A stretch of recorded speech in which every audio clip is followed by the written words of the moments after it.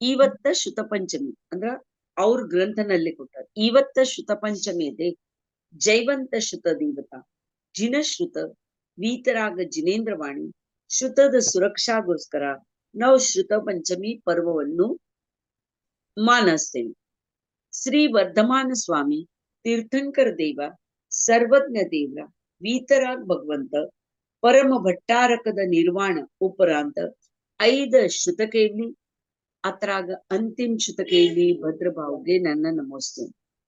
ಧನ್ಯ ಐತಿ ಅದ ಭೂಮಿ ಎಲ್ಲಿ ಆಚಾರ್ಯ ಭದ್ರಬಾಬು ಸ್ವಾಮಿ 24,000 ಶ್ರಮಣ ಜೊತೆಗೆ ಮಂಗಲ್ ವಿಹಾರ ಮಾಡಿದ್ರು. ಎಲ್ಲಿಂದ ವಿಹಾರ ಆಯ್ತು? ಉತ್ತರ ಕಡೆಯಿಂದ ಉತ್ತರ ಕಡೆಯಿಂದ ದಕ್ಷಿಣ ಕಡೆ 24,000 ಮುನಿ ಮಹಾರಾಜ್ ಸಂಘದಲ್ಲಿ. ಅದಕ್ಕೆ ಅವ್ರು ಹೇಳ್ತಾರ, ತಿಳ್ಕೊರಿ, ಮನೆಯಲ್ಲಿ ಆಹಾರಕ್ಕೆ ಹೋಗೋ ಸಮಯದಲ್ಲಿ 24,000 ಮುನಿ ಮಹಾರಾಜರು ಒಂದ ಲೈನ್ ನಲ್ಲೇ ಬರೋ ಸಮಯದಲ್ಲಿ ಆ ಪ್ರಸಂಗ ಹೆಂಗ್ ಕಾಣಿಸ್ತಿರ್ಬೇಕು ಅಂದ್ರ ಅಷ್ಟು ಜನ ಚೌಕ ಹಸ್ತಿದ್ರು. 1 ಚೌಕ 2 ಚೌಕ ಇಲ್ಲ, 24,000 ಮುನಿ ಮಹಾರಾಜ್ ಬರ್ತಾರಂದ್ರೆ ಎಷ್ಟು ಚೌಕ ಇರ್ತಿರ್ಬೇಕು ಯೋಚನೆ ಮಾಡಿ. ಭದ್ರಬಾಹು ಸ್ವಾಮಿ ದ್ವಾದಶಂ ಶಾಸ್ತ್ರದ ಪ್ರರೂಪಣ ವ್ಯವಹಾರ ನಿಶ್ಚಯಾತ್ಮಕ ಮೋಕ್ಷ ಮಾರ್ಗದ ಯಥಾರ್ಥ ಸ್ವರೂಪ ಪ್ರವರ್ತನೆ ಮಾಡುವಂತವ್ರ. ತತ್ಪಶ್ಚಾತ್ ಕಾಲ ದೋಷ ಮೂಲಕ ಅಕ್ರಾಂಗ್ 11 14 ಪೂರ್ವದ ಜ್ಞಾನದ ವಿಚ್ಯುತಿ ಆಯ್ತು. ಅಂದ್ರ ಜ್ಞಾನದ ಕ್ಷಯೋಕ್ಷಂ ಕಮ್ಮಿ ಆಯ್ತು. ಎಷ್ಟೋ ಮುನಿ ಮಹಾರಾಜರ ಶಿಥಿಲಾಚಾರಿ ಆದ್ರು, ಶ್ವೇತ ಪಟ್ಟೆ ಧಾರಣ ಮಾಡಿದ್ರು. ಶ್ವೇತ ಅಂದ್ರ ಬಿಳಿ ಬಟ್ಟೆ ಹಾಕೊಳಕತ್ರು. ಅವ್ರ ಶಿಥಿಲಾಚಾರದ ಪೋಷಣೆ ಮಾಡೋ ಸಲುವಾಗಿ ಸ್ವತಂತ್ರ ಸೂತ್ರವನ್ನು ತಯಾರು ಮಾಡಿದ್ರು. ಶ್ವೇತ ಬಟ್ಟೆ ಯಾರು ಹಾಕೋತಾರ ನಿಮ್ಗೆ ಗೊತ್ತಿದೆ. ಅಲ್ಲಿ ಶಿಥಿಲಾಚಾರದ ಪೋಷಣೆ ಅನೇಕ ಕಥಾಯ ಬರ್ದು ತನ್ನ ಸಂಪ್ರದಾಯ ದೃಢ ಮಾಡಿದ್ರು. ಅದ ಇನ್ನೂ ತನಕ ಆ ಪಂಥ ಪ್ರಸಿದ್ಧ ಇದೆ. ಆದ್ರೂ ಜಿನಸೂತ್ರದ ಆಜ್ಞಾ ಮೂಲಕ ಆ ತರದ ಯಥಾಯೋಗ್ಯ ಆಚರಣೆ ಮಾಡವ್ರ ಇನ್ನು ಆದ್ರ ದಿಗಂಬರ್ ಮುನಿ ಮಹಾರಾಜರಿದ್ದಾರೆ. ದಿಗಂಬರ್ ಸಂಪ್ರದಾಯದಲ್ಲಿ ಶ್ರೀ ವರ್ಧಮಾನ್ ಸ್ವಾಮಿದ ನಿರ್ವಾಣ ಆದ್ಮೇಲೆ ಅದೇ ಪರಂಪರ ಧರ್ಸೇನಾಚಾರ್ಯ ಮುನಿ ಮಹಾರಾಜರ ಅಗ್ರಾಯಣಿ ಪೂರ್ವ ಅನ್ನೋದು 5ನೇ ವಸ್ತು ಅಧಿಕಾರದಲ್ಲಿ ಮಹಾಕರ್ಮ ಪ್ರಕೃತಿ ನಾಮ ಮೂಲಕ 4 ಪ್ರಾಭೃತದ ಜ್ಞಾನ ಭೂತಬಲಿ ಮತ್ತು ಪುಷ್ಪದಂತ ಮಹಾರಾಜ್ಗೆ ಕೊಟ್ರು. 2 ಯುಗಲ್ ಮುನಿ ಮಹಾರಾಜ್ಗೆ ಕೊಟ್ರು. ಪಶ್ಚಾತ್ತ ಅವ್ರಿಬ್ರು ಯುಗಲ್ ಮುನಿ ಮಹಾರಾಜರ ಆಗಾಮಿ ಕಾಲದೋಷದಲ್ಲಿ ಬುದ್ಧಿದ ಮಂದವತ ಆಗ್ತೈತಿ ಅಂತ ಷಟ್ಖಂಡಾಗಮ ಗ್ರಂಥದ ರಚನೆ ಮಾಡಿದ್ರು. ಅಂದ್ರ ಅದ ಏನಾವ್ರು ಅಂಗ ಪ್ರವೃತ್ತಿ ಅಂತ ಹೇಳಿದ್ಲ, ಏನ್ ಹೇಳಿದ್ರು ನೋಡಿ.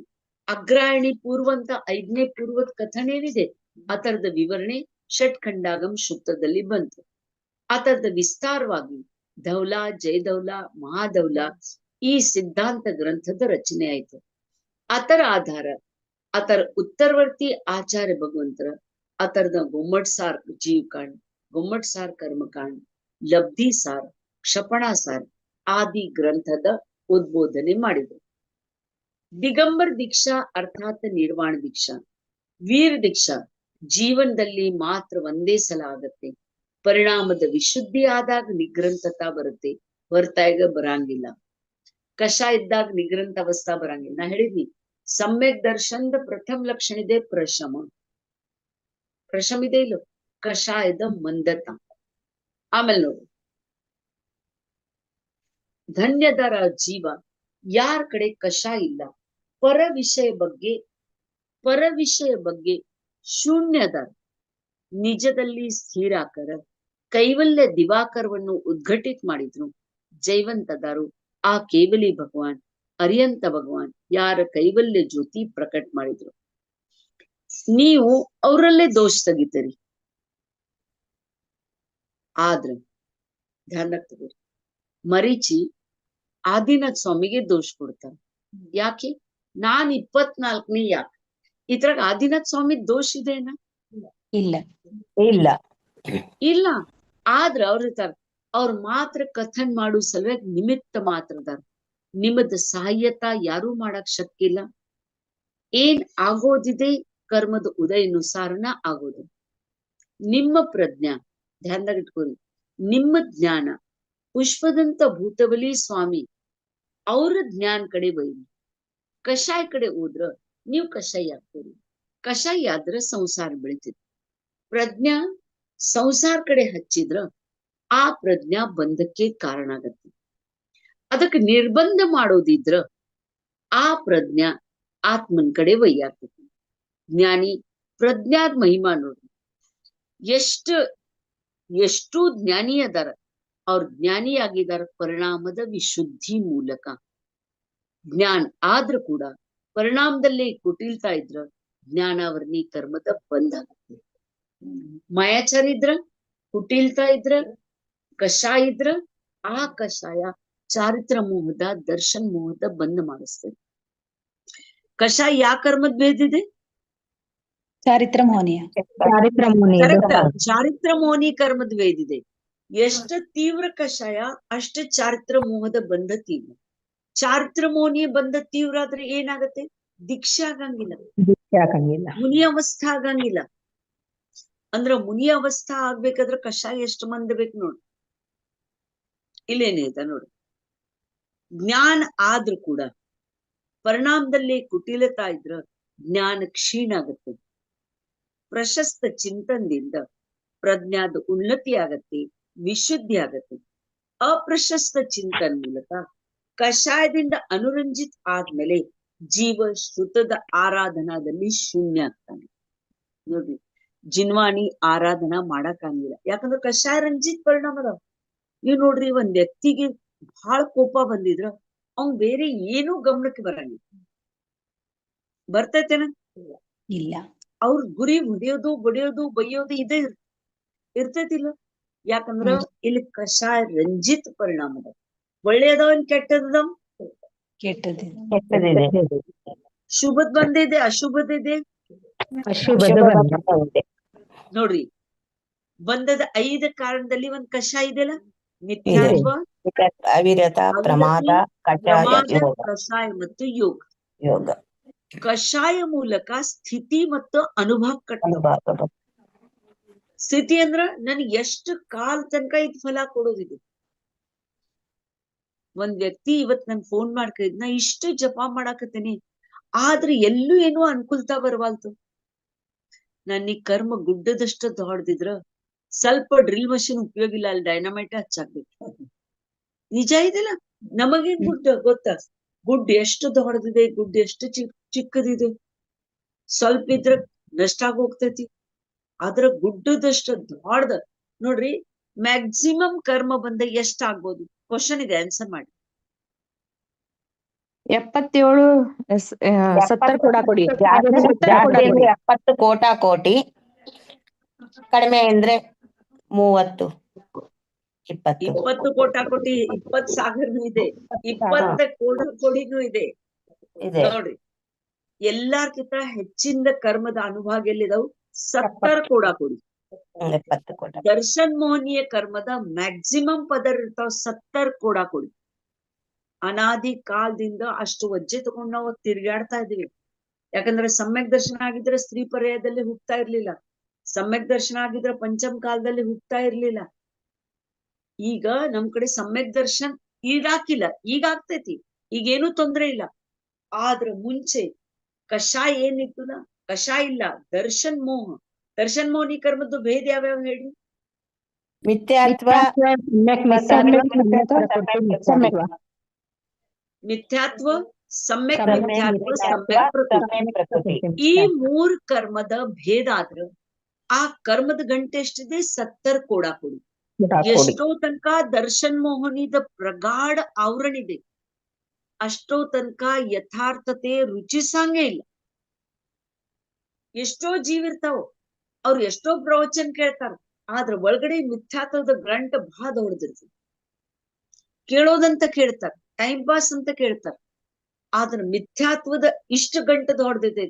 ಅವ್ರ ಗೃಹಿತ್ ಮಿಥ್ಯಾತ್ವ ಬಿಡಾಕಾಗಂಗಿಲ್ಲ, ಅಗೃಹಿತ್ ಮಿಥ್ಯಾತ್ವ ಕೂಡ ಬಿಡಾಕಾಗಂಗಿಲ್ಲ.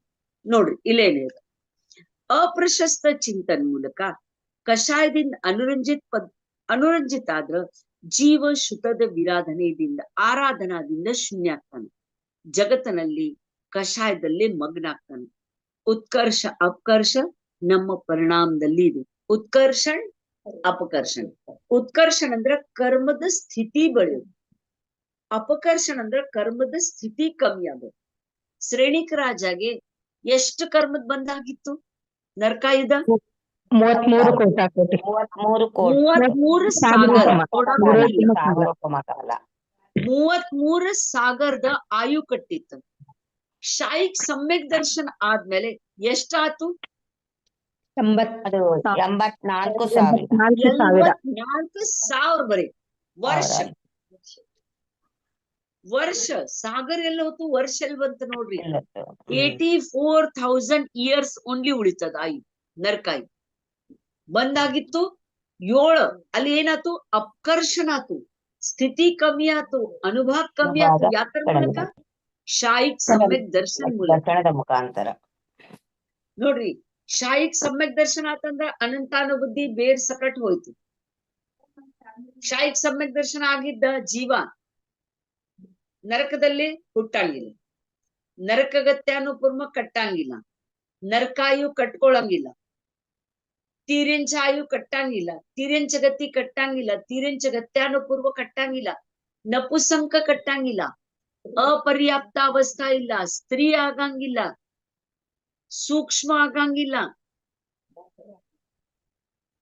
ನೀಚ ಕುಲ ಕಟ್ಟಲ್ಲ, ಅಪರ್ಯಾಪ್ತಕ್ಕಾಗಂಗಿಲ್ಲ.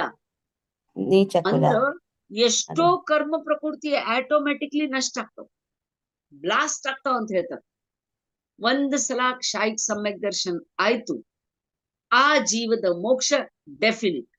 7-8 ಭಾವದಲ್ಲಿ ಜೀವ ಮೋಕ್ಷಕ್ಕೆ ಹೋಗ್ತಾನೆ. ಮ್ಯಾಕ್ಸ್ 20 ಭಾವ.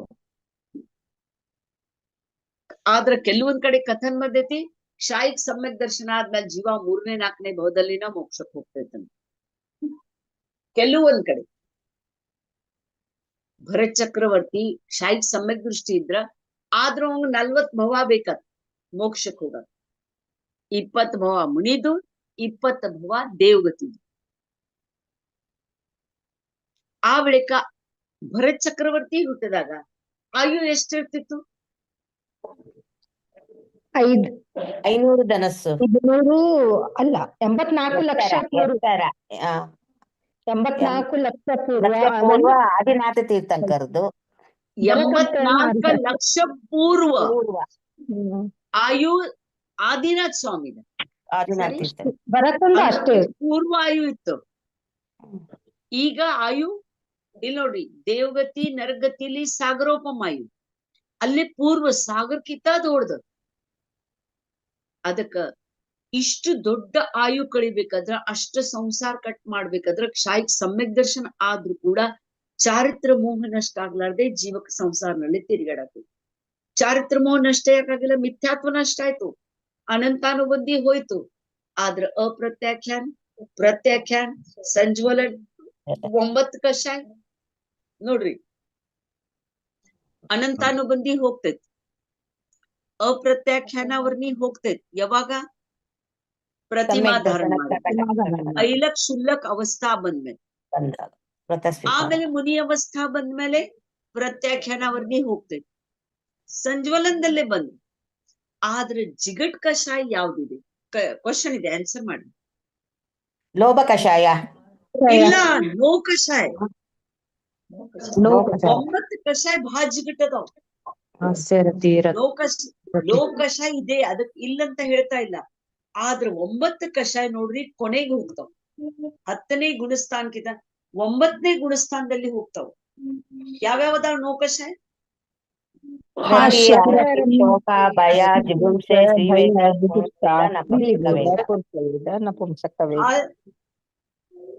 ಹಾಸ್ಯ, ರತಿ, ಅರತಿ, ಶೋಕ, ಭಯ, ಜುಗುಪ್ಸ, ಸ್ತ್ರೀವೇದ, ಭೂವೇದ, ನಪುಂಸಕ. ಇವೇನದವಲ್ಲ ಇವ್ ನೋ ಕಷಾಯ. ನೋ ಕಷಾಯ ಅಂದ್ರ ಅಕಿಂಚಿತ್ ಕರ್, ಸ್ಲೈಟ್ಲಿ ಇದ್ದಂಗ ಇರ್ತಾವ, ಖರೆ ಇದ್ದಂಗ ಇರ್ತಾವ, ಇಂಪ್ಯಾಕ್ಟ್ ಇರ್ತದೆ. ಸ್ತ್ರೀಯಲ್ಲೇ ರಮ್ಮಾಣ ಆಗೋದ್ ಭಾವ, ಪುರುಷರಲ್ಲೇ ರಮ್ಮಾಣ ಆಗೋದ್ ಭಾವ, ಇಬ್ಬರತ್ರಾಗ ರಮ್ಮಾಣ ಆಗೋದ್ ಭಾವ. ಜುಗುಪ್ಸ ಎಷ್ಟ್ ಸಲ ಮಾಡ್ತೀವಿ, ಯಾವಾಗರೇ ಆಗ್ತೈತ ಅದು. ಹೇಸಿಗೆ ಎಷ್ಟ್ ಸಲ ಬರ್ತೈತಿ ಯಾವಾಗರೇ, ಆದ್ರ ಅದು ಕೂಡ ಕಷಾಯ ಇದೆ. ದಿನಾಲು ನಗ್ತೇವಿ, ಯಾವಾಗರೇ ನಗ್ತೇವಿ. ರತಿ ಸ್ವಲ್ಪ ಪ್ರೀತಿ ಅದರ ಬಗ್ಗೆ ಇರುತ್ತೆ. ಇದೇನದಾವ್ ನೋ ಕಷಾಯ ಅಕಿಂಚಿತ್ಕರ ಇದ್ರ ಕೂಡ ಘಾತಕದ. ಅದಕ್ಕೆ ಏನು ಉದಾಹರಣೆ ಕೊಟ್ಟಾರ ಗೊತ್ತೈತಿನ? ಸ್ಪೈಡರ್ ಇರ್ತೈತ್ಲ, ಜೇಡ. ಜಾಡ್ಗುಡಿ ಇರ್ತೈತ್ಲ, ಆ ಜಾಡ್ಗುಡಿ ಜಾಡ ಕಟ್ಟತ್ತೆ. ಜಾಡ ಕಟ್ಟಿದ್ಮೇಲೆ ಆ ಜಾಡ ಇಷ್ಟು ಸೂಕ್ಷ್ಮ ಇರ್ತೈತಿ, ಆದ್ರ ಅದ್ರಾಗ ನೊಣ ಹಿಡಿತೈತಿ. ಇದನ್ನ ಸಣ್ಣ ಸಣ್ಣ ಪ್ರಾಣಿ ಇರ್ತಾವ, ಅವನ್ನೆಲ್ಲಾ ಹಿಡಿತೈತದ. ಅಷ್ಟದ್ ಸಣ್ಣ ಇದ್ರೂ ಜಿಗಟಿರ್ತೈತಿ. ಅದೇ ತರ 9 ಕಷಾಯ ಬಹಳ ಜಿಗಟಿರ್ತಾವ. ಹೋಗಾಗ್ಬೇಕು. ಈಗ ನಾವೊಂದ್ ಕ್ವಶನ್ ಕೇಳ್ತೀನಿ. ಮುನಿ ಮಹಾರಾಜರ ಮುನಿ ದೀಕ್ಷಾ ತಗೊಂಡ್ರು. ಮುನಿ ದೀಕ್ಷಾ ತಗೊಂಡಲೆ ಯಾವ ವೇದ ವಿದ್ಯಮಾನ ಇರ್ತದೆ? ಪುರುಷ ವೇದ, ವೇದ, ಪುರುಷ ವೇದ. ಮತ್ತೆ ಮನಸ್ಸಿನೊಳಗು ಪುರುಷ ವೇದ. ಅದು ಹೇಳಕ್ ಆಗಲ್ಲ, ಬರಲ್ಲ, ಆದ್ರೆ ಮನಸ್ಸೊಳಗಿಂದ ಹೇಳಕ್ ಆಗಲ್ಲ. ದ್ರವ್ಯ ಪುರುಷ ವೇದ ಇರುತ್ತೆ, ಭಾವ ಯಾವ್ದಿರುತ್ತೋ ಒಂದೊಂದ್ಸಲಿ ಹೇಳಕ್ ಆಗಲ್ಲ. ಕರೆಕ್ಟ್. ಮುನಿ ಮಹಾರಾಜ್ ಆದ್ರ ಕೂಡ ದ್ರವ್ಯವೇದ ಪುರುಷ ಇರ್ತೈತಿ. ಪುರುಷ ಇರುತ್ತೆ, ಆದ್ರೆ ಭಾವ ಪುರುಷ ಇರ್ಬೋದು, ಸ್ತ್ರೀನೂ ಇರ್ಬೋದು, ಇರ್ಬೋದು, ಎರಡು ಇರ್ಬೋದು. ತೀರ್ಥಂಕರ್ ಮಾತ್ರಿಗೆ ದ್ರವ್ಯವೇದ ಪುರುಷ, ಭಾವವೇದ ಪುರುಷ. ಪುರುಷ, ಎರಡು ಪುರುಷ ವೇದ. ಅದಕ್ಕ ಕೆಲವೊಬ್ರು ಸ್ತ್ರೀಯರ ಹತ್ರ ಬಹಿರಂಗ ಲಿಂಗ ಸ್ತ್ರೀ ವೇದ, ಅಂತರಂಗದಲ್ಲಿ ಭಾವವೇದ ಪುರುಷ ವೇದ. ಪುರುಷ ವೇದ ಹೇಳಿದ್ನ ಜಾಶಿಕಿ ರಾಣಿ ಅಕ್ಕ ಅಂದ್ರ ದೊಡ್ಡ ದೊಡ್ಡ ಪೋಸ್ಟ್ ಹೋಗ್ತಾರ. ಈಗ ಮೊನ್ನೆ ನೋಡ್ರಿ, ಇಬ್ರ ಹೆಣ್ಮಕ್ಳ ಅಲ್ಲಿ ಹೋಗಿ ಅಟ್ಯಾಕ್ ಮಾಡಿ ಬಂದ್ರಿ. ಇಲ್ಲಿ ಒಳಗಡೆ ಪುರುಷ ವೇದ ವಿದ್ಯಮಾನ ಇರ್ತೈತಿ. ಅವಾಗ ಅಷ್ಟ ಧೈರ್ಯ ಮಾಡ್ತಾರ, ನಾ ಹೆಂಗ್ ಹೋಗ್ಲಿ, ನಾ ಏನ್ ಮಾಡ್ಲಿ. ಇಲ್ಲ, ಒಳಗಡೆ ಅಷ್ಟ ಡ್ಯಾಶಿಂಗ್ ತನ, ಅಷ್ಟ ಡೇರಿಂಗ್ ನೋಡ್ರಿ. ಮತ್ತೆ ಅವ್ರು ಏನ್ ಅಟ್ಯಾಕ್ ಮಾಡಿದ್ರು? ದಿವ್ಸ ಮಾಡಿದ್ರು, ರಾತ್ರಿ ಮಾಡಿದ್ರು? ರಾತ್ರಿ ಮಾಡಿದ್ರು. ಅವ್ರಿಗೆ ಭಯ ಆಗ್ಲಿಲ್ವಾ? ಇಲ್ಲ, ಅವರು ಅಂತರಂಗದಲ್ಲಿ ಪುರುಷ ವೇದ ಅದ ಪುರುಷ ವೇದ ಇದ್ದಿದ್ಗೋಸ್ಕರ ನಿರ್ಭಯ ಆಗ್ತಾರ ಅವ್ರು. ನಿರ್ಭಯಾಗ ಅಟ್ಯಾಕ್ ಮಾಡಿ ಮತ್ ತಿರ್ಗಾ ಬಂದ್ರ ಅವ್ರು. 1 ಗಂಟೆಲಿ ಎಲ್ಲಾ ಕೆಲ್ಸ ಮಾಡಿ 9 ಠಿಕಾಣವನ್ನು ಧ್ವಸ್ತ ಮಾಡಿ ಬಂದ್ರು. ಇದ್ ಅಂತರಂಗದಲ್ಲಿ ಪುರುಷ ವೇದ ವಿದ್ಯಮಾನ ಇರ್ತದೆ. ಈ ಪುರುಷ ವೇದ ಏನಿರ್ತೈತಲ್ಲ, ಈ ಪುರುಷ ವೇದ ಕಾರ್ಯಕಾರಿ ಇರ್ತದೆ. ಕೆಲವೊಬ್ರು ಪುರುಷಗೆ ಅಂತರಂಗದಲ್ಲಿ ಕೋಮಲ್ ಹೃದಯ ಇರ್ತದೆ, ಅಲ್ಲ ವಿದ್ಯಮಾನ್ ವೇದ ಇರ್ತೈತಿ ಸ್ತ್ರೀ ವೇದ. ಅಲ್ಲಷ್ಟ ರ್ಯಾಶ್ ಇರಂಗಿಲ್ಲ, ನಾಜುಕ್ ಇರ್ತಾರ. ಇರ್ಲಿ ಬಿಡು, ತಪ್ಪಾಗಿದ್ರ ಇರ್ಲಿ ಬಿಡು. ಈ ತರ ನೋಡ್ರಿ ಏನ್ ಹೇಳಿದಾರ, ಓದ್ ತೋರಿಸ್ತೇನೆ. ಉತ್ಕರ್ಷಣ್ ಅಪ್ಕರ್ಷಣ್ ನಮ್ಮ ಪರಿಣಾಮ ಮೇಲೆ ಡಿಪೆಂಡ್ ಇರ್ತದೆ. ಕರ್ಮ ಬೆಳೆಯೋದು ನಮ್ಮ ಪರಿಣಾಮ ಮೂಲಕ, ಕರ್ಮ ಕಮ್ಮಿ ಆಗೋದು ನಮ್ಮ ಪರಿಣಾಮ ಮೂಲಕ.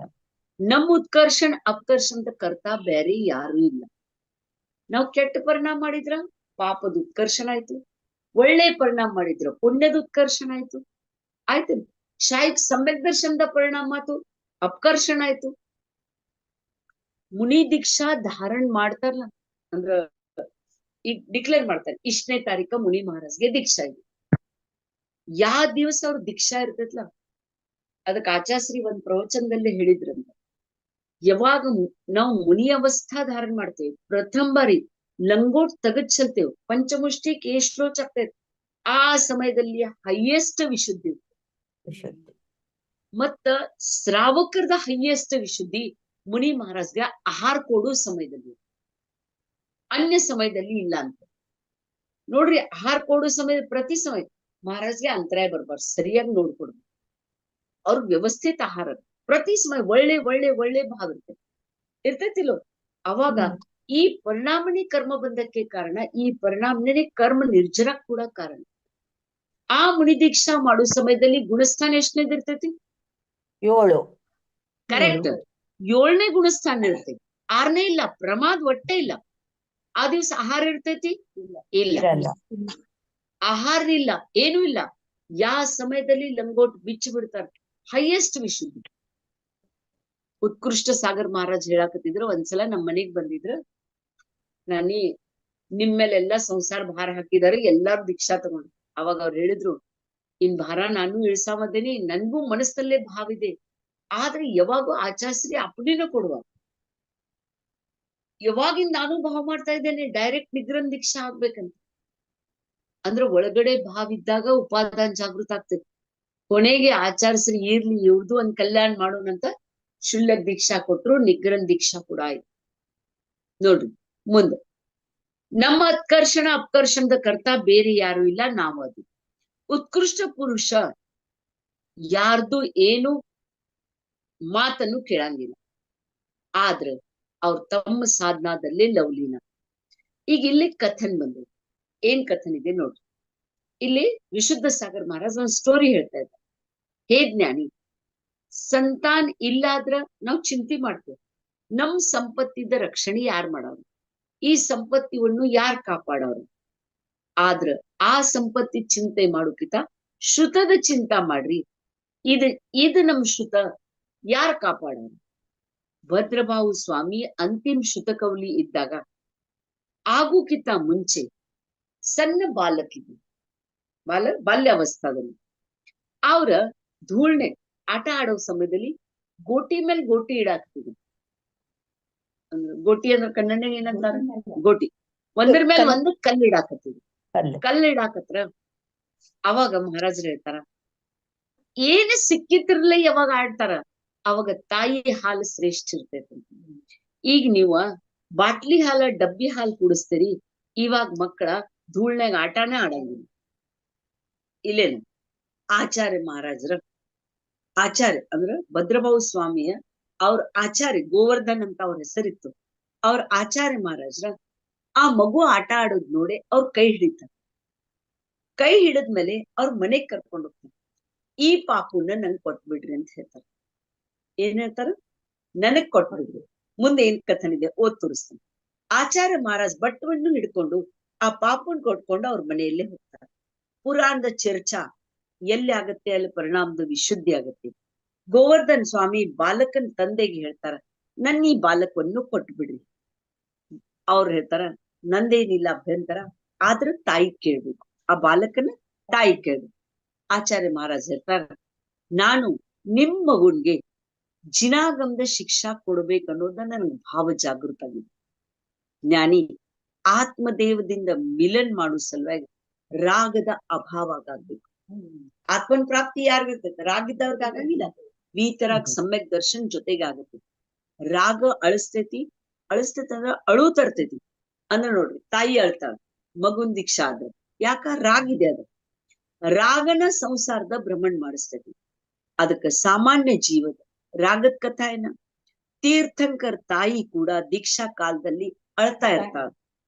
ವರ್ಧಮಾನ್ ಬಾಲಕಂದ ದೀಕ್ಷಾ ಆದ್ಮೇಲೆ ಅವ್ರ ಜಂಗಲ್ದಲ್ಲೇ ಇದ್ದಾಗ ಅವ್ರ ತಾಯಿ ಓಡ್ಕೋತ್ ಜಂಗಲ್ದಲ್ಲಿ ಅಳ್ಕೋತ್ ಹೋಗ್ತಾಳ. ಬೇಟ ಇವಾಗ ದೀಕ್ಷಾ ಮತ್ ತಗೋಬೇಡ, ನೀನ್ ನನ್ನ ಬಿಟ್ಟು ಹೋಗ್ಬೇಡ, ಇಷ್ಟು ದೊಡ್ಡ ರಾಜ್ಯದೆ, ಇದರ ಸಂಚಾಲನ ಯಾರು ಮಾಡೋರು. ಆ ತಾಯಿ ಅಳೋದ್ ನೋಡಿ ಸೌದರ್ಮಿಂದ್ರನ್ ಹೆಂಡತಿ ಶಚೀಂದ್ರಾಣಿ ಹೇಳ್ತಾರ, ನೀನು ಜಗತ್ತದ ಮಾತಾದಿ, 3 ಲೋಕದ ಸ್ವಾಮಿದ ಮಾತಾದಿ, ನೀ ಯಾಕೆ ಅಳಾಕತಿ. ಇಂಥ ತೀರ್ಥಂಕರ್ ಬಾಲಕ್ ನಿನ್ ಹೊಟ್ಟಿಲೆ ಉಂಟೆ, ನೀ ಎಷ್ಟು ಶ್ರೇಷ್ಠದಿ ನಿಂಗ್ ಗೊತ್ತಿದೆ ಏನಂತ. ಅಲ್ಲಿ ಹೇಳ್ತಾರ, ಯಾ ಮನೆಯಲ್ಲಿ ನೋಡ್ರಿ, ಯಾ ಮನೆಯಲ್ಲಿ ಆತರದ ನಿಯೋಗ ಇತ್ತು, ಆ ನಿಯೋಗ ನಿಮ್ ಮನೆಯಲ್ಲೇ ಐತಿ. ನೀವ್ ಎಷ್ಟ ಮಹಾಭಾಗ್ಯವನ್ನದರಿ, ನಿಂಗ್ ಇನ್ನೂ ಅರ್ಥ ಆಗ್ತಾ ಇಲ್ಲ. ಅವಾಗ ಆ ತಾಯಿ ಹೇಳ್ತಾ, ನನಗ್ ನನ್ ಮಗು ಬೇಕು. ಇದೇನೈತೆ, ರಾಗಿದೆ. ಎಷ್ಟೋ ಜನ ಹೇಳ್ತಾರ, ಇದ್ ರಾಜ್ಯ ಇದೆ, ಇದ್ ರಾಷ್ಟ್ರ ಇದೆ, ಇದನ್ನ ನೀನ್ ನೋಡಾಕ್ಬೇಕು. ಆದ್ರ ಯಾರ್ಗೆ ಎಲ್ಲಾ ಜಗತ್ತನ್ನ ತಂದ ರಾಜ್ಯ ಇದೆ ಅನಿಸ್ತೈತಿ, ಅವ್ರ ವಿಶ್ವದ ಅಧಿಕರ್ತ ಯಾರ, ತೀರ್ಥಂಕರ ಭಗವಾನ್. ಅವ್ರಕಿತ ಹೆಚ್ಚಿನವ್ರಿಗೆ ಯಾರು ಇಲ್ಲ. ಹೇ ವರ್ಧಮಾನ್, ಜೈವಂತ ಇರ್ಲಿ. ಅಲ್ಲಿ ಮುಂದೆ ಇರ್ತಾನೆ, ಭಲೇ ಪಂಚಮ್ ಕಾಲದಲ್ಲಿ ಜನ್ಮ ಆದ್ರೂ ಕೂಡ, ನಿಮ್ಮ ಶಾಸನದಲ್ಲಿ ಜನ್ಮ ಆದ್ರೂ ಕೂಡ ಮಹಾನ್ ಪುಣ್ಯವಾನ್ ಬಾಲಕಿರು. ಯಾರು ಹೇಳ್ತಾರ, ಗೋವರ್ಧನ್ ಆಚಾರ್ಯ ಹೇಳ್ತಾರ. ವಿಶ್ವಾಸ ಮಾಡ್ರಿ, ಪರಮ ಸೌಭಾಗ್ಯಶಾಲಿ ಇದೆ. ಯಾ ಕುಲದಲ್ಲಿ ಜಿನ್ವಾಣಿ ಜೈವಂತ ಆಗತ್ತೆ, ಅಲ್ಲೇ ಜನ್ಮ ಆದ್ರ ಆ ಮಾತಾ ಎಂತ ಭಾಗ್ಯವಾನ್. ಅಂದ್ರ ನೋಡ್ರಿ, ಈಗ ಮಕ್ಳು ಒಂದ್ ಸ್ವಲ್ಪ ದೊಡ್ರ, ನಂಗ MBA ಮಾಡೋದಿದೆ, BE ಮಾಡೋದಿದೆ, CA ಮಾಡೋದಿದೆ, ಈ ಕಡೆ ಓಡ್ತಾರ. ಆದ್ರ ಕೆಲವೊಬ್ರ ತಾಯಿ ಹಾಲ್ನಲ್ಲಿ ಸಂಸ್ಕಾರ ಹಿಂಗಿರ್ತೈತಿ, ನಾವ ಸಮಯಸಾಗರ ಮಹಾರಾಜರ ಆಚಾರ್ಯ ಪದಾರ್ವಣತ್ತು ಕುಂಡಲ್ಕ್ ಹೊಂಟಿದ್ವಿ. ಕುಂಡಲ್ಕ್ ಹೋಗ್ಬೇಕಾದ್ರೆ ನಾವು ಲಾಸ್ಟ್ ಮೂಮೆಂಟ್ ಡಿಸೈಡ್ ಆದ್ಮೇಲೆ ಯಾವ ಬಸ್ ನಲ್ಲಿ ಹೋಗ್ಬೇಕು ಚಿಂತೆ ನಡೆದಿತ್ತು. ಅವಾಗ ನಮ್ಗ್ ತಿಳಿತು ಸದಲ್ಗಾ ಬಸ್ ನಲ್ಲಿ 2 ಸೀಟ್ ಅದಾವ. ಕಾಂಟ್ಯಾಕ್ಟ್ ಮಾಡೋಣ, ನಮ್ ಸೀಟ್ ಬುಕ್ ಆಯ್ತು. ಸೀಟ್ ಬುಕ್ ಆದ್ಮೇಲೆ ಇಲ್ಲಿಂದ ಡೊಂಗರ್ಗಡ್ ಹೋಗಿಸ್ ತನಕ, ಡೊಂಗರ್ಗಡ್ದಿ ಸದಲ್ಗಾ ಬರೋಸ್ ತನಕ ತತ್ವ ಚರ್ಚನೆ ಇತ್ತು. ಅದ್ರಾಗ ನಿಯಮ್ ಸಾಗರ್ ಮಹಾರಾಜ್ ಜೊತೆಗೆ ಆಕಾಶ್ ಭಯ್ಯ ಅಂತ ಅದ. ಆ ಆಕಾಶ್ ಭಯ್ಯ ಸಣ್ಣಾಗಿರ್ದ ಹಿಡಿದು ಅವ್ರಿಗೆ ಹೆಂಗ ಗೊತ್ತಾಗೈತಿ, ಅವ್ರ ಉಪ್ಪಿಟ್ನ್ಯಾಗ ಈರುಳ್ಳಿ ಅದು ಹಾಕಿದ್ರೆ ಈರುಳ್ಳಿ ತಗದ್ ತಿಂತಿದ್ರು. ಹೆಂಗ್ ತಿಳಿಯಾಕತ್ತು ಈರುಳ್ಳಿ ಇಲ್ದನ ತಿನ್ನಾಕತ್ರ. ಈರುಳ್ಳಿ ಇದ್ದಿದ್ ವಸ್ತುನ ತಿನ್ನೋದ್ ತಾನೇ ಬಿಟ್ರ, ಅವ್ರ ತಾಯಿ ಹೇಳಿಲ್ಲ, ತಂದೆ ಹೇಳಿಲ್ಲ. ಆಮೇಲೆ ಹೆಂಗ್ ದೊಡ್ಡದಾದ್ರ ಕಲ್ಯಾಕತ್ರ. ಆದ್ರ ಕಲಿಯೋದಿದ್ರ ದಿನ ದೇವ್ ದರ್ಶನ್ ಅಷ್ಟೋಕ್ ಎಲ್ಲಾ ಮಾಡೋದು. ಆದ್ರ ಹೊಸ ಮಾಡೋದು, ರಾತ್ರಿ ಭೋಜನ ತ್ಯಾಗ, ಕಂದಮೂಲ್ ತ್ಯಾಗ, ಇದು ಸಂಸ್ಕಾರ ಇದ್ದಾಯ್ತು. ಅದಕ್ಕೆ ಅವ್ರು ಹೇಳ್ತಾರೆ, ಅಂತ ಜೀವ ಜಿನ್ವಾಣಿ ಸೇವೆ ಮಾಡುವಂತ ಸಂಸ್ಕಾರ ಇದ್ದಿದ್ದ ಜೀವ ಹುಟ್ಬೇಕಾದ್ರ ಆ ತಾಯಿ ಮಹಾಭಾಗ್ಯವನ್ನ. ಯಾಕಂದ್ರ ಆ ಜೀವಕ್ಕೆ ಯಾವ್ದು ವ್ಯಸನ ಹತ್ತಂಗಿಲ್ಲ. ಮದ್ಯ ಮಾಂಸ ಮಧು ಏನೂ ಇಲ್ಲ, ವೇಶ್ಯಾಗಮನ ಇಲ್ಲ, ಬೇಟೆ ಆಡೋದಿಲ್ಲ, ಕಳ್ತನ ಮಾಡೋದಿಲ್ಲ, ಯಾವುದೂ ವ್ಯಸನ ಇಲ್ಲ. ಅಷ್ಟ ಉತ್ಕೃಷ್ಟ ಬಾಲಕ್ ಜನ್ಮ ಆಗ್ಬೇಕಾದ್ರ ಆ ತಾಯಿ ಕೋಕನು ಮಹಾಭಾಗ್ಯವನ್, ಆ ಮಗುನು ಪುಣ್ಯವನ್. ಮುಂದೆ ಹೇಳಿದಾರೆ ನೋಡಿ, ಅಲ್ಲಿ ಮುಂದೆ ಹೇಳ್ತಾನೆ ದಿಗಂಬರ ಆಚಾರ್ಯ ಗೋವರ್ಧನಾಚಾರ್ಯ ಹೇಳ್ತಾರ, ಹೇ ತಾಯಿ, ಹೇ ಸ್ವಾಮಿ, ನೀವ್ ಇಬ್ರು ನಿಂತ್ರಿ ಮತ್ ನಿರ್ಣಯ ಮಾಡಿ, ನಿನ್ ಮಗುನ ನಾ ಕರ್ಕೊಂಡ್ ಹೋಗ್ತೀನಿ. ವೀತರಾಗಿ ದಿಗಂಬರಾಚಾರ್ಯ ಪ್ರಾಚಾರ್ಯ ಮಾಡಿ ಅವನು ಕಳಿಸ್ಕೊಡ್ತೇನೆ. ನಿಮ್ ಮಗನಿಗೆ ದೀಕ್ಷಾ ಕೊಡ್ತಾ ಇಲ್ಲ, ವಿದ್ಯಾ ಕೊಡ್ತಾ ಇದ್ದೀನಿ. 1-2 ವಿದ್ಯಾ ಕೊಡ್ತಾ ಇಲ್ಲ. ಮೂಲಾಚಾರದಲ್ಲೇ ಕಥನಿದೆ, ಮುನಿ ಮಹಾರಾಜ್ಗೆ 14 ವಿದ್ಯಾ ಬರ್ಬೇಕು. ಆ 14 ವಿದ್ಯಾದ ಕಥನ ನಿಮ್ ಮಗನ್ಗೆ ಕಲಿಸ್ಕೊಡ್ತೀನಿ. ಇಲ್ಲಿ ಹೇಳಿದಾರೆ, ಆ 14 ವಿದ್ಯಾ 14 ಪೂರ್ವ ಅಂತ, ಅಕ್ರಾಂಗ 14 ಪೂರ್ವ. ಇತರದ ಕಥನ, ಇತರದ ಸಾಹಿತ್ಯ, ಅಥರ್ದ ಜ್ಞಾನ ಮುನಿ ಮಹಾರಾಜ್ ಇರ್ಬೇಕಂತ ನೀ ಆ ಕಲ್ಸು ಸಲುವಾಗ ನಿನಗಾದ್ ವಿದ್ಯಾ ಕೊಡ್ತೀನಿ. ಅದೇ ಹುಡುಗ ಮುಂದೆ ಹೋಗಿ ಭದ್ರಬಾಹು ಸ್ವಾಮಿ ಆಗಿರು. ನೋಡಿ, ಜೈನ್ ಮುನಿ ಆಡೆ ಮಾತ್ರ ಆಹಾರಚರ್ಯ ಇಲ್ಲ, ಆಹಾರಚರ್ಯ ಇಲ್ಲ. 14 ವಿದ್ಯಾ ನಾನು ಕಲಿಸ್ಕೊಡ್ತೇನೆ. ನಿಗ್ರಂಥ ಮುನಿ ಆದ್ಮೇಲೆ ಜಿನಿಶಾಸನದ ಪ್ರಭಾವನ ಮಾಡ್ಬೇಕು. ಭೂಮಿಗೆ ಭರಿಭೂರ ಆಗ್ಬಾರ್ದು, ಅಂದ್ರೆ ಭೂಮಿಗೆ ವಜ್ಜೆ ಆಗ್ಬಾರ್ದು. ಮಾತ್ರ ಆಹಾರಗೋಸ್ಕರ ಮುನಿ ಆಗ್ಬಾರ್ದು. ದಿಗಂಬರ್ ಮುನಿ ಆಗಿ ಜಿನ್ವಾಣಿದ ಸ್ವಾಧ್ಯಾಯದಲ್ಲಿ ನಿಮಗ್ನ ಆಗ್ಬೇಕು. ಸಾಧು ಕಾರ್ಯ ತಪಶ್ರುತಂ. ಈಗ ಏನಿದೆ ತಿಳ್ಕೋಬೇಕು. ಸಾಧು ಯಾರು ಬೇರೆ ಇಲ್ಲ. ಯಾರು ಹೇಳ್ತಾರೆ, ಸ್ವಾಮಿ ನಮೋಸ್ತು ಅಂತೀವಿ. ದುನಿಯಾದಲ್ಲಿ ಯಾವ್ದು ಕೆಲ್ಸ ನಿಮ್ಮದಿಲ್ಲ, ಆ ಕೆಲ್ಸ ಸಂಸ್ಥಾ ನಡೆಸ್ತೈತಿ. ಯಾವ್ದ್ ಕೆಲ್ಸ ಸಂಸ್ಥಾ ನಡೆಸಂಗಿಲ್ಲ, ಅದ ಟ್ರಸ್ಟ್ ನಡೆಸ್ತೈತಿ. ಎಲ್ಲಿ ಟ್ರಸ್ಟ್ ನಡೆಸಂಗಿಲ್ಲ ಅಲ್ಲೇ ಗೌರ್ಮೆಂಟ್ ನಡೆಸ್ತೈತಿ. ಅದಕ್ಕ ನಿಮ್ಮ ಸಂಸ್ಥಾ ಕಾಪಾಡ್ಬೇಕು. ಯಾವ್ದು ಸಂಸ್ಥಾ? ಜೈನದ್ ಸಂಸ್ಥಾ ಕಾಪಾಡ್ಬೇಕಾದ್ರ ದಿಗಂಬರ್ ಮುನಿ ಮಹಾರಾಜ್ ಬೇಕು. ಅದಕ್ 2 ಕೆಲ್ಸ, ಒಂದ್ ತಪಶ್ಚರಣ್ ಮಾಡ್ಬೇಕು, ಶ್ರುತದ ಅಧ್ಯಯನ ಮಾಡ್ಬೇಕು. ದಿಗಂಬರ್ ಮುನಿ ಮಹಾರಾಜ್ಗೆ 3ನೇ ಕೆಲ್ಸ ಜಿನಾಗಮದಲ್ಲಿ ಹೇಳೇ ಇಲ್ಲ. ಸಂಪೂರ್ಣ ದ್ವಾದಶಾಂಗದಲ್ಲಿ ದಾನಂ ಪೂಜಾ ಮುಖಂ ಸಾವಯ ಧಮ್ಮು ನ ಸಾವಯ ತೇನ ವಿನ ಜಾನ ಅಜ್ಜಯಣಂ ಮುಖಂ ಜದಿ ಧಮ್ಮೇತಂ ವಿನಾತಃ ಸೋವಿ. ಏನೇ ದಾನ್ ಮಾಡೋದು, ಪೂಜನ್ ಮಾಡೋದು ಶ್ರಾವಕರ ಮುಖ್ಯ ಕರ್ತವ್ಯ. ಶ್ರಾವಕ ದಾನ್ ಮತ್ತು ಪೂಜಾ ಇಲ್ಲ ಅಂದ್ರೆ ಆ ಶ್ರಾವಕ ಶೋಭಾಯಮಾನ ಇಲ್ಲ. ಧ್ಯಾನ ಮಾಡೋದು, ಅಧ್ಯಯನ ಮಾಡೋದು ಮುನಿ ಮಹಾರಾಜರ ಮುಖ್ಯ ಧರ್ಮ. ಧ್ಯಾನ ಅಧ್ಯಯನ ಇಲ್ಲ ಆದ್ರ ಆ ಮುನಿ ಅನ್ನಕ್ಕ ಪಾತ್ರ ಇಲ್ಲ. ಅದಕ್ ಮುನಿಯ ಹೇಳ್ಬೇಕಾದ್ರ ಅದಕ್ ಪಾತ್ರತಾ ಬರ್ಬೇಕು. ಸ್ವಾಮಿ ನಿಮ್ಗೆ ಬೇರೆ ಕೆಲ್ಸ ಇಲ್ಲ, ಕಣ್ಣು ಮುಚ್ಚಿದ್ಮೇಲೆ ಪುಣ್ಯ ಇದೆ. ದಿಗಂಬರ್ ಮುನಿ ಮಹಾರಾಜರಿಗೆ ಕಣ್ಣೆದುರುಗಡೆ ಬರ್ತಾರೆ. ಆಯು ಕರ್ಮ ನಷ್ಟ ಆಗ್ತಾ ಹೋಗ್ತಾ ಇದೆ. ನಾವು ಪ್ರತಿ ಸಮಯ ಯಾವ್ದ್ ಕರ್ಮ ನಿರ್ಜರ ಆಗ್ತಾ ಇದೆ, ಆಯು ಕರ್ಮ ಕ್ಷೀಣ ಆಗ್ತಾ ಇದೆ. ಆ ಮಾತಾಪಿತ ಎಷ್ಟು ಧನ್ಯ ಇರ್ಬೋದು. ಅವ್ರ ದ್ವಾರ ಮೇಲೆ ಸೇಕಡೋ ಮುನಿ ಮಹಾರಾಜರ ಆಚಾರ್ಯ, ಯಾರ ಗೋವರ್ಧನಾಚಾರ್ಯ ನಿಂತಿದಾರ. ಅವಾಗ ಹೇಳ್ತಾರ, ಈ ಮಗುನ್ಗೆ ನನಗ್ ಕೊಡ್ರಿ. ಅವಾಗ ಭದ್ರಬಾಹು ಸ್ವಾಮಿ ಪಿತಾ ಹೇಳ್ತಾರ, ಉಚ್ಚ ಕೋಟಿದ ದರ್ಶನಾಚಾರ್ಯ ಹೇಳ್ತಾರ, ಭಯ್ಯ ಕ್ಷತ್ರಿಯದ ಬ್ರಾಹ್ಮಣ ಕ್ಷತ್ರಿಯ ದ್ವಾರ ಹೇಳಿದ್ದ, ಕ್ಷತ್ರಿಯ ಅಂದ್ರ ತೀರ್ಥಂಕರ್ ದ್ವಾರ ಹೇಳಿದ್ದ, ಬ್ರಾಹ್ಮಣ ಅಂದ್ರ ಗಣಧರ್ ದ್ವಾರ ಜೇಲಾಸಿದ್ದ ಅಂದ್ರೆ ಹಿಡಿದಿದ್ದ, ಮತ್ ಮುನಿಧಾರ ಪ್ರರೂಪಿತ್ ಮಾಡಿದ್ದ ಜಿನ್ವಾಣಿ ಇದೆ. ಕ್ಷತ್ರಿಯ ನಾಥ ಪುತ್ರ ವರ್ಧಮಾನ್ ಮುಖಾಂತರ ಮೂಲಕ ಬಂದಿದ್ದ ದಿವ್ಯಧ್ವನಿ ಗೌತಮ್ ಗಣಧರ್ ದ್ವಾರ ಹಿಡಿದಿದ್ದ ದಿವ್ಯಧ್ವನಿ ಅದ ಆ ದಿವ್ಯಧ್ವನಿ ಭದ್ರಬಾಹು ಸ್ವಾಮಿ ಮೂಲಕ ಮುಂದೆ ಪ್ರರೂಪಿತ ಆಯ್ತು. ಇವಾಗ ನಾವು ಜೈನಿ ಅಥರ್ದ ಆನಂದವನ್ನು ತಗೋ, ಇದಕ್ ಕಾರಣ ಯಾರ? ಅಂತಿಮ ಶ್ರುತ ಕೇವಲಿ ಭದ್ರಬಾಹು ಸ್ವಾಮಿ. ಭದ್ರಬಾಹು ಶುದ್ಧ ಕ್ಷತ್ರಿಯ ಲೋಗದಾರ, ವೇದ ಉಪದೇಶನಲ್ಲಿ ಬರ್ದಾರ, ಎಲ್ಲಾರ್ಕಿತ ವೀತರಾಗ ಧರ್ಮ ಕ್ಷತ್ರಿಯ ಧರ್ಮ ಇದೆ. ಯಾವ್ದ ಋಷಿಯ ಪ್ರಾಣಿ ಮಾತ್ರ ಅದಕ್ಕ ಎದಿಗ್ ಹಚ್ಕೊಂಡಿರ್ತಾರ. ನಾವ್ ಜಿನ್ವಾಣಿ ಯಾವಾಗೂ ಕಾಲಲ್ಲಿ ಇಡಂಗಿಲ್ಲ, ಎದಿಗ್ ಹಚ್ಕೊಂಡಿರ್ತಾರ. ಅವ್ರು ನಿಜವಾದ ಕ್ಷತ್ರಿಯ.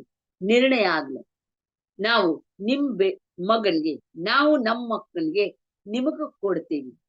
ಆದ್ರೆ ಒಂದ್ ಕಂಡೀಷನ್ ಇದೆ. ಏನ್ ಕಂಡೀಷನ್ ಆಗ್ತದೆ? 16 ವರ್ಷ ತನಕ ಇವಂಗ ಅಭ್ಯಾಸ ಮಾಡಿಸ್. ಎಷ್ಟು ವರ್ಷ ತನಕ? 16 ವರ್ಷ. ಆದ್ರ ಆಮೇಲೆ ದೀಕ್ಷಾ ಕೊಡ್ಬೇಡಿ. ಯಾರು ಹೇಳ್ತಾರ? ಅವ್ರ ತಂದೆ ಹೇಳ್ತಾರ. ಅವಾಗ ಮುನಿ ಮಹಾರಾಜ್ ಹೇಳ್ತಾರ, ನಿಮ್ದ ಏನ್ ಶರ್ತ್ ಐತ್ಲ ನನಗ್ ಮಂಜೂರ್ ಐತಿ, ಆದ್ರ ನಂದು ಒಂದು ಕಂಡೀಷನ್ ಇದೆ. ಏನ್ ಕಂಡೀಷನ್? 16 ವರ್ಷ ಆದ್ಮೇಲೆ ವಿದ್ಯಾ ಕಂಪ್ಲೀಟ್ ಆಗತ್ತೆ. ವಿದ್ಯಾ ಕಂಪ್ಲೀಟ್ ಆದ ಕೂಡ್ಲೆ ನಾನ್ ನಿಮ್ ಕಡೆ ಕೊಟ್ ಕಳಿಸ್ತೀನಿ. ಆದ್ರ ಅವ್ ನಿಮ್ ಮನಿಗ್ ಬಂದ ತಿರ್ಗಾ ನನ್ ಕಡೆ ಬಂದ್ರ ಆಮೇಲೆ ನಾ ಕಳ್ಸಂಗ.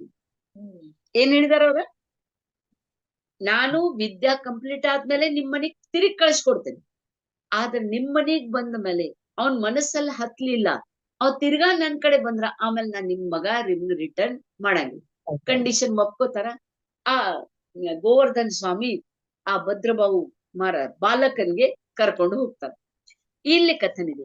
ಜ್ಯೋತಿಷಾಚಾರ್ಯಜಿ ಸಾವಕಾಶದಲ್ಲಿ ಹೇಳ್ತಾರ, ಸ್ವಾಮಿ ಸುನು, ಇಂಥ ನಕ್ಷತ್ರ ದೇವತಾ, ಇಂಥ ಮುಹೂರ್ತ, ಇಂಥ ಕುಂಡಲಿ ಸ್ಪಷ್ಟ ಉದ್ಘಾಟಿತ ಆಗ್ತೈತಿ.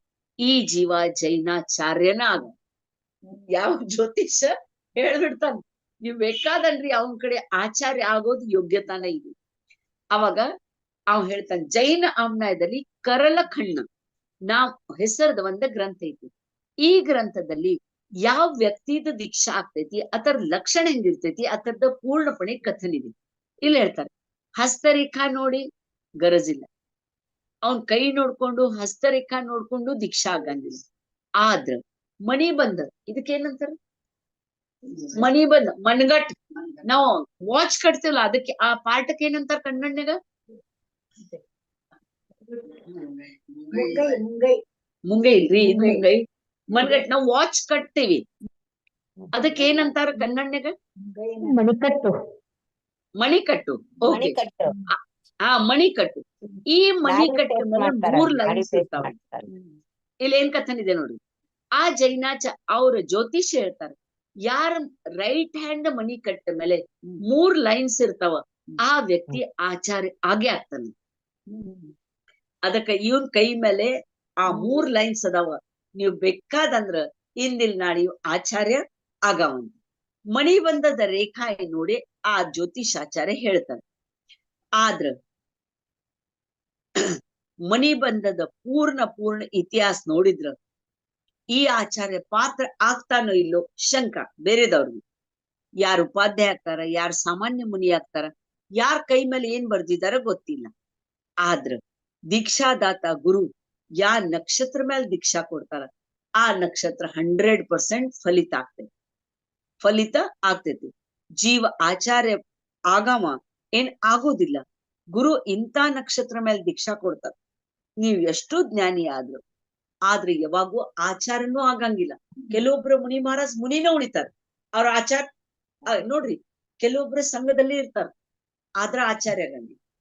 ಈಗ ನೋಡ್ರಿ, ವರ್ಧಮಾನ್ ಸಾಗರ್ ಮಹಾರಾಜ್ ಸಂಘ ಹೋಗ್ತಾ ಇದೆ ಶ್ರವಣ ಬೆಳಗು. ಅವರಲ್ಲಿ ಎಷ್ಟು ಮುನಿ ಮಹಾರಾಜರ, ಸಿದ್ಧಾಂತ ಸಾಗರ್ ಮಹಾರಾಜ್ ಎಷ್ಟು ಹುಷಾರದಾರ ಸಂಘದಲ್ಲಿ. ಆದ್ರ ಮೊನ್ನೆ ಅವ್ರು ಕೂಡ ಅನುಮೋದನಾ ಕೊಟ್ರಕಿ ವಿದ್ಯಾಸಾಗರ್ ಮಹಾರಾಜ್ಗೆ ದೀಕ್ಷಾ ಕೊಡ್ ಆಚಾರ್ಯ ಪದಾರ್ಥ ಮಾಡಿ.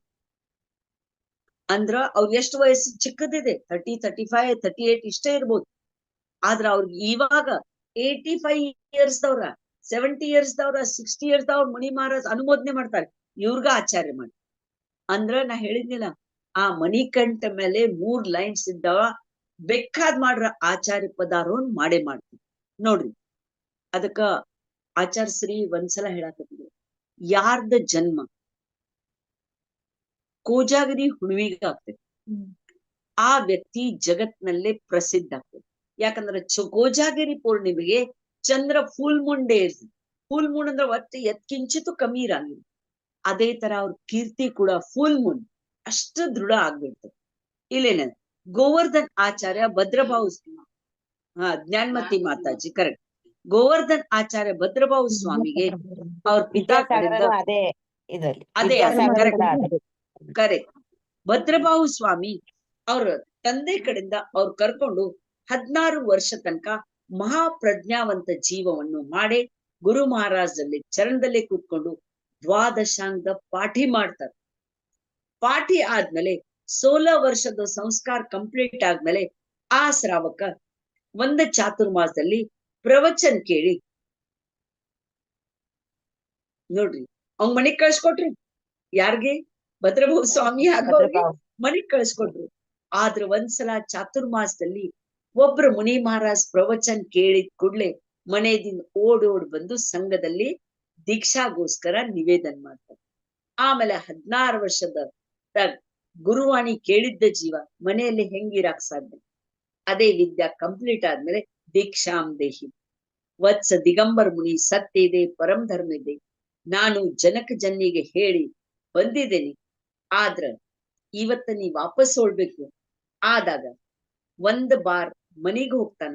ಠೀಕ್ ಸ್ವಾಮಿ, ಯಾತರ ನಗರ್ನಲ್ಲೇ ಪ್ರವೇಶ ಆದ್ಕೂಡ್ಲಿ ಆ ಸಮ್ರಾಟ್ಗ ಗೊತ್ತಾಗ್ಬಿಡ್ತೈತಿ, ಭಯ್ಯ ಏನ್ ಸುಂದರ ಸಮಯ ಇದೆ. ಇವತ್ ನಗರದಲ್ಲಿ ತ್ಯಾಗಿನೂ ಅದಾರು, ವಿದ್ವಾನ್ರು ಅದಾರು ಮತ್ತು ರಾಜಾನು ಬಂದಿದ್ದಾನೆ. ತ್ಯಾಗಿ ವಿದ್ವಾನ್ ಇಷ್ಟ ಸಮ್ಮಾನ ಇಲ್ಲ. ಯಾಕಂದ್ರೆ ತ್ಯಾಗಿಗಳ ಸಂಖ್ಯೆ ಜಾಸ್ತಿ ಇತ್ತವಾಗ. ಸಂಖ್ಯಾ ಸಮ್ಮಾನ ಆಗ್ತಾ ಇಲ್ಲ, ಸಾಧನಾದ ಸಮ್ಮಾನ ಆಗ್ತಾ ಇಲ್ಲ. ಧನ್ಯ ಇದೆ ಆ ನಗರದಲ್ಲಿ ಬಾಲಕ್ ಭದ್ರಭಾವದ ಆಗಮನ ಆದ್ಮೇಲೆ ರಾಜ ಸನ್ಮಾನ ಮಾಡ. ಈಗ ಒಂದ್ ಮಾತೇನೆ, ಅವ್ರದ ಸಣ್ಣ ವಯಸ್ಸಿನಾಗೂ ಸನ್ಮಾನ ಯಾಕಾಯ್ತು? ರಾಜ ಯಾಕೆ ಸನ್ಮಾನ ಮಾಡ್ತಾರೆ? ಎಷ್ಟೋ ಮುನಿ ಈಗ ಹೇಳಿದ್ರ 24,000 ಎಷ್ಟು ಸಾವಿರ ಇದ್ರು? 24,000 ಮುನಿ ಮಹಾರಾಜ್ ಸಂಗಿತ್ತು. ಮತ್ ಇವ್ರದ ಯಾಕಾತು ಸತ್ಕಾರ? ಅವ್ರ ಯಶ ಚಿಕ್ಕ ಕೀರ್ತಿ ವಯಸ್ಸಿನಲ್ಲೇನೆ ನಾಮಕರ್ಮ ಉದಯದಲ್ಲಿ ಕರೆಕ್ಟ್.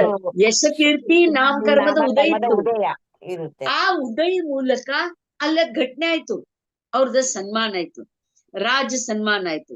ಆ ಬ್ರಾಹ್ಮಣ ಪುತ್ರ ಇದ್ದು ಅಲ್ಲೇ ಅದೇ ಸಮಯ ವಿದ್ಯಾರ್ಥಿ ಅಧ್ಯಯನ ಮಾಡ್ತಾ ಮಾಡ್ತಾ ರಾಜ ಸನ್ಮಾನ ಸಿಕ್ತು. ಭದ್ರಭಾವು ಗೋವರ್ಧನ್ ಆಚಾರ್ ಕಡೆ ವಿದ್ಯಾ ಅಧ್ಯಯನ ಮಾಡಿ ತಿರುಗಿ ಬಂದ್ಮೇಲೆ ಶಾಸ್ತ್ರಾರ್ಥ ಅಂದ್ರ ಡಿಬೇಟ್ ಆಯ್ತು. ಭದ್ರಭಾವು ಸ್ವಾಮಿ ಆ ಡಿಬೇಟ್ ನಲ್ಲೇ ಗೆದ್ರು. ಎಲ್ಲಾ ಜಗತ್ನಲ್ಲೇ ಅನೇಕಾಂತವಾದ ಶ್ರಾದ್ವಾದ ಏನಿದೆ ಆ ತರದ ಕಥನ್ ತನ್ನ ವಾಣಿ ಮೂಲಕ ಮಾಡಿದ್ರು. ಅವಾಗ ಆ ಭದ್ರಭಾವು ಸ್ವಾಮಿ ಹೇಳ್ತಾರ ಪಿತಾಗೆ, ನಾನು ನೋಡಿದ್ದೇನೆ. ತನ್ ತಂದೆಗೂ ಹೇಳ್ತಾರ, ತಾಯಿ ಹೆಂಡತಿಗೆ ಹೇಳ್ತಾರ, ನಾನು ನಿನ್ನ ಹತ್ರ ಭಿಕ್ಷೆ ಬೇಡ್ತೇನೆ, ಈ ಮಗುನ್ ದೀಕ್ಷಾ ಕೊಡಕ್ ಪರ್ಮಿಷನ್ ಕೊಡು. ಹೇ ಜನಕ್ ಜನ್ನಿ, ನೀವು ನಿಮ್ಮ ಧ್ರುವ ಆತ್ಮ ಜನ್ಮದಿಂದ ನೋಡಿಲ್ಲ, ಆದ್ರ ಯಾರ್ಗ ಜನ್ಮ ಕೊಟ್ಟಿದ್ದೀರಿ ಆ ತರದ ಮಾತ್ರ ನಾಮ ಮಾತ್ರ ಶರೀರ ನಿಮ್ದಿದೆ ನೋಡ್ರಿ. ನಾಮ ಮಾತ್ರ ಶರೀರ. ಯಾಕ? ಶರೀರ ನಾಮಕರ್ಮದ ಮೂಲಕ ಆದ ಜೀವ ಬಂತು, ಆದ್ರೆ ಜನಕ ಜನನಿ ಅವ್ರಿದ್ರು. ಇದ್ ನಿಮಿತ್ತ ನೈಮಿತ್ತಿಕ್ ಸಂಬಂಧ. ಹಾ, ಅದರದ ನಾಮ ಮಾತ್ರ ಶರೀರ. ನೀವ್ ಇಬ್ರು ಈ ಶರೀರ ಮಾಧ್ಯಮದಿಂದ ಒಂದ ಭಗವಾನ್ ಆತ್ಮದ ಆರಾಧನಾ ಮಾಡಂಗೆ ಅವನು ಒಳ್ಳೆ ಮಾರ್ಗಕ್ಕೆ ಹೋಗಾಕ ಬಿಟ್ಟು ಬಿಡ್ರಿ. ಈ ತರದ ಭಿಕ್ಷೆ ನಾನು ಬೇಡ್ತೇನೆ. ನಾನು ಗುರು ಗೋವರ್ಧನಾಚಾರ್ಯ ಚರಣದಲ್ಲಿ ನಿರ್ವಾಣ ದೀಕ್ಷಾ ತಗೋಬೇಕು ಅಂತ ಭದ್ರಭಾವು ಸ್ವಾಮಿ ತಾಯಿ ತಂದೆಗೆ ಹೇಳ್ತಾರೆ.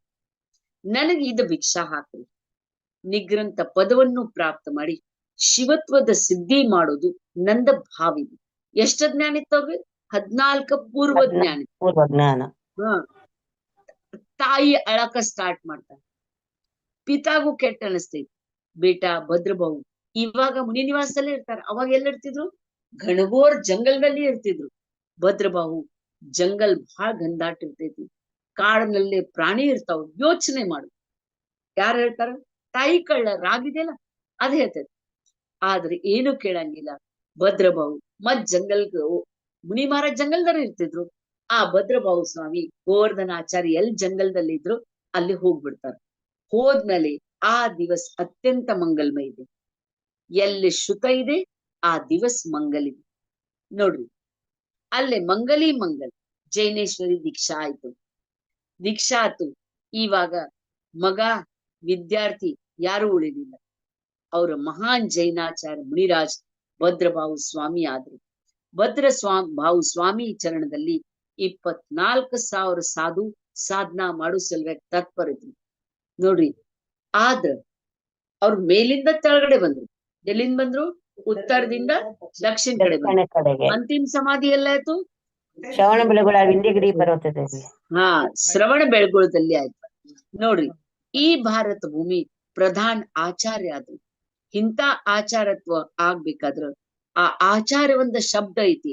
ಆದ್ರ ಸಾರಿ ಮುನಿ ಮಹಾರಾಜ್ ಒಂದ ಸಮಯದಲ್ಲಿ ನಮೋಸ್ತು ಆಚಾರ್ಯಶ್ರೀ ಅಂತಾರ. ಮಾಧುರ್ಯ ಗುಣಪ್ರೀತಿ ಭಯ್ಯ. ಮನೆಯಲ್ಲಿ ಸಕ್ಕರೆ ಇದ್ರ ಇರ್ವಿ ಬಂದ ಬರ್ತಾವ.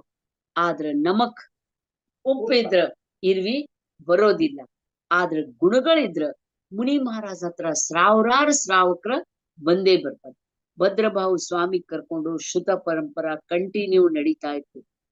ಹಸ್ ಧೀರೆ ಧೀರೆ ಶ್ರುತದ ಹಾಸ ಆತು.